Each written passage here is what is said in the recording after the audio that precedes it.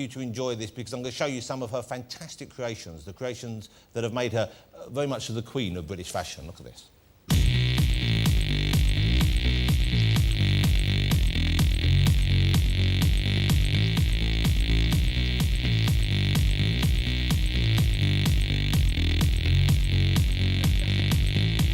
I wake up every day is a daydream. Everything in my life ain't what it seems. I wake up just to go back to sleep. I act real shallow, but I'm in too deep. And all I care about is sex and violence. A heavy baseline is my kind of silence. Everybody says that I gotta get a grip, but I let sanity give me the slip. Bonkers. Some people think I'm bonkers, but I just think I'm free.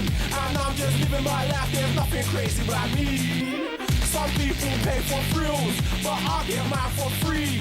Man, I'm just living my life, there's nothing crazy about me. Please, will you welcome the wonderful Vivienne Westwood.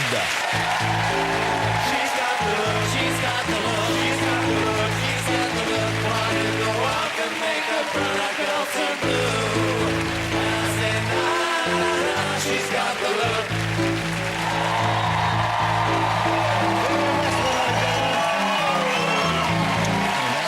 Mind that step. Vivienne Westwood. Wow, that does look fabulous. There's a lot of fabric there, and it's all tied up. Yes. Look at that. Oh, wait a minute. Hold it. Hold it. No, let me help you. We'll do it. No, no. Whoa. Oh, there we are. That's what we're after. Thank you. And now I shall Can I produce sit a down? rabbit. Well, that is quite something. That's and is that one big piece of fabric all round you there? It's the most lovely fabric I've ever had my hands on. It's silk and it looks like bronze and it's sort of navy blue on one side and rust on the other. It's a bit like And a it's mohair just effect. It's like, remember fantastic. the old mohair suits It's they a had sort there? of very thin Duchess satin, actually. That's beautiful. And this dress is really 7 metres of fabric. It's got a label on it, so there we are.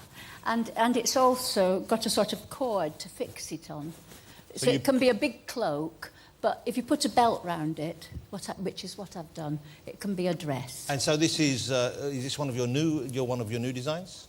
Yeah, and you wear it with boxer shorts. Well, you don't have to. Because That's a surprise. You're like, you know what you're like? You're like a big Kinder egg, aren't you? You open it up and there's a little surprise in the middle you didn't expect, and it just so happens to be boxer shorts. It's come from a concept of do it yourself and take the tablecloth if it's beautiful and even take a towel if it's good enough or the curtains or anything. Put things together yourself and take things from your husband or your boyfriend like boxer shorts. So you're wearing the husband's look, because this is your new manifesto. Kind of thing, yeah, it's like... And you can take a beautiful thing as well and put it with a bit of rubbish or whatever. Don't spend money, just take what you can find. Take your old things, keep on wearing them. Don't buy much fashion anymore. But if you do buy it, choose really well. Wear it for a long time till it sort of drops off your back. It'll get even more wonderful, maybe. Yeah. Even if it's horrible, if you wear it for ages, it'll probably look better. and so it's just... Forget all this business with the washing machine and buying all these clothes. Choose well. If it's dirty, don't bother. But aren't you going to be doing yourself out of business It's then? Because... patina. Dirty's patina. But you're in the fashion business, and part of the appeal of fashion and part of what we're sold of fashion is new things, new ideas, a new look all the time. And that's kind of how stores survive, and I would have thought to an extent how your business survives as well. So if you're encouraging people not to buy that much, then presumably you're going to wind up shutting them down. Yeah, but in actual fact, it's quite self-serving what I say, because I do say, buy less, but choose well. And I just think you couldn't do better than get something from me. But nevertheless, I think it's even better, don't buy anything. If you don't buy anything, when you do have enough money to buy something, maybe you'll have more money than you used to have, maybe you'll have a little pot of money, and you really choose something well. Don't just keep buying things for the sake of it, because then everybody just looks alike. Yeah, that's true. That's very true. Are you someone who... You're obviously very kind of open to new ideas and new looks, but when you look at other people's clothes, do you find yourself sort of appraising them? Do you ever look and say, I like what that person's wearing, but I wish he or she hadn't done that?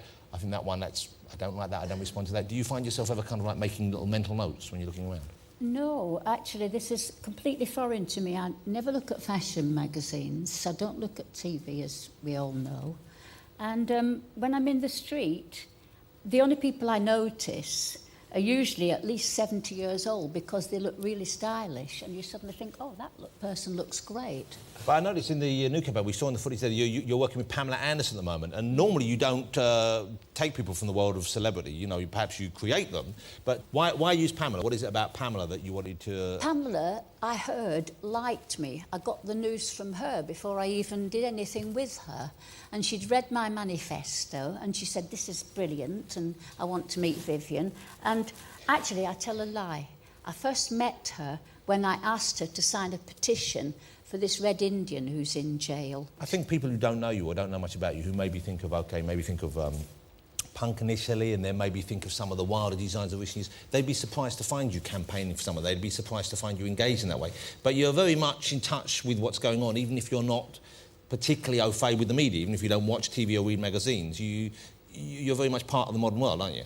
Shall we say why I asked if I could come on this programme? Well, yes, now you see, here's the thing. I asked if I Vivienne could come phoned on. up and asked to come on the show, and that's quite unusual. Well, it's not unusual that people ask, but it's unusual that people we actually want to have on ask. But Vivienne called because there was a specific thing that was, well, I don't know whether troubling is well, but certainly you're concerned about, okay, and that is climate change.